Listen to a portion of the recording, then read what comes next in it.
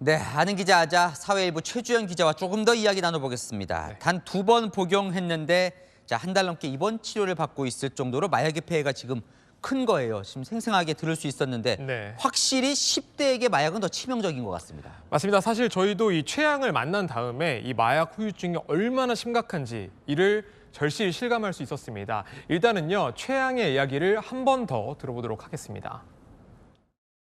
가끔 간지럽고 조금 생각나면서 스트레스 받고 화가 확 나거나 갑자기 충동적인 생각이 들거나 그리고 약이 자꾸 생각나잖아요. 누가 여기서 조잘조잘 얘기하나 아니면 나를 때릴 것 같다. 이 더욱 충격적인 건요, 최양의 투약이 단 2차례였다는 겁니다. 전문가들은 이 성장기 중독이 성인기 중독으로 이어지기가 쉬워서 더 위험하다고 말을 하고 있거든요. 특히 이 위험을 예측하고 또 자극을 조절하는 능력을 담당하고 있는 이 뇌 안에 전두엽에 이 마약이 줬던 강력한 자극이 각인이 될 수 있기 때문이라고 설명하고 있습니다.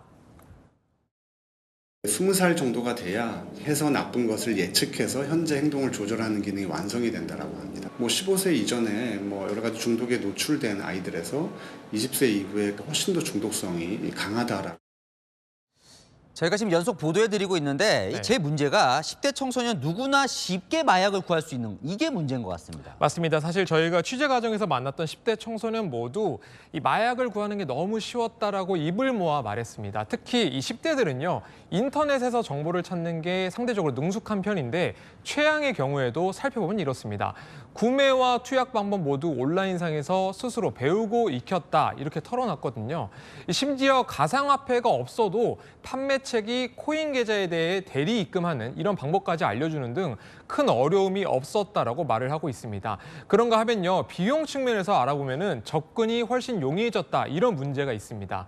경찰도 최근 마약 판매 가격이 2010년대의 거의 절반 수준이다 이렇게 설명을 하고 있고요. 한 경찰 관계자는 한 회분으로 환산할 경우에는 말 그대로 피자 한 판 가격 수준이다 이렇게 분석을 하기도 했습니다. 그러니까요. 최 기자 말대로 부모 고민이 거기서 시작이 됩니다. 네. 다크웹, 가상화폐 이런 걸 통해서 마약이 거래가 되는데 네. 이런 건 오히려 부모들이 아이보다 더 모르는 경우가 많습니다. 맞습니다. 저희가 사흘 동안 이런 사례들을 여러 차례 전달을 해드리고 있는데 좀 더 세밀하게 살펴보면 이렇습니다. 이틀 전 보도해드렸던 이 고3 학생 3명의 마약 유통 사건 기억하실 겁니다. 이 학생들이 공부방을 마약 유통 사무실로 썼지만 부모들은 경찰 수사가 시작된 뒤에야 범행을 알았다는 것이고요. 저희가 만난 식욕 억제제 10대 투약자도 경찰 조사가 시작된 뒤에야 부모가 아는 등 부모들이 먼저 이 마약 투약이나 마약 범죄를 했다라는 걸 눈치채지 못하는 경우가 굉장히 많았습니다. 자, 또 10대의 경우에 지금 좀 저희가 살펴봐야 할 부분이 예. 이 신고나 치료가 더 어렵다면서요? 맞습니다. 앞서 살펴보셨던 이 케이스, 이 최양의 경우에는 어머니의 112 신고 덕분에 곧바로 회복 치료를 받고 있는 상황인데 일부 10대 마약 사범 그리고 이 부모들은 신고나 치료를 굉장히 꺼리는 경우도 있다고 합니다. 학교에 소문이 나거나 입시 방해가 될까 봐 이 소환 조사나 병원 치료를 거부하는 상황까지 발생하고 있는 건데 강남 학원가 마약 음료 사건의 경우에도 경찰이 전달책을 수사하는 과정에서 이 음료를 마시고 신고하지 않은 피해자가 드러나기도 했었습니다. 자,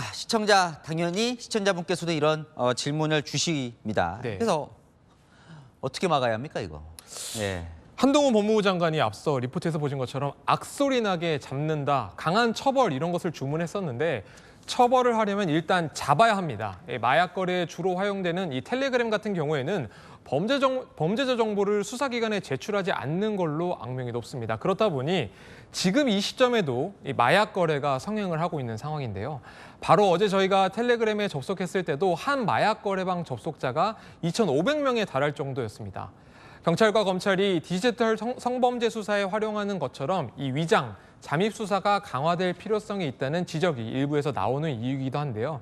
또 저희가 만난 10대 투약자들은 공통적으로 마약이 얼마나 무서운지 제대로 배운 적이 없다 이렇게 말을 했습니다. 예방교육과 또 치료 처벌이 모두 강화되어야 할 시점인 것 같습니다. 네, 정보가 할 일이 많아 보이네요. 아는 기자 최주연 기자와 살펴봤습니다.